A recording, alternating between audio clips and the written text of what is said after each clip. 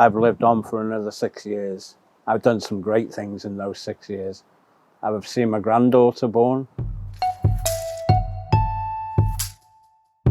Truly, the NHS, I owe them everything. Hi, I'm Chris Roberts. I'm a mechanical engineering manager here at Bangor University. I also run a community football team called the North Wales Dragons. One of the up-and-coming events that we're supporting is the Big T, put together by Awyr Las, which is being held on the 5th of July. You can see that we've got our mug here ready. That's what we'll be doing, try and raise some money that way. If you were in the same position as me where you think that you're invincible, there are days when you find that you're not.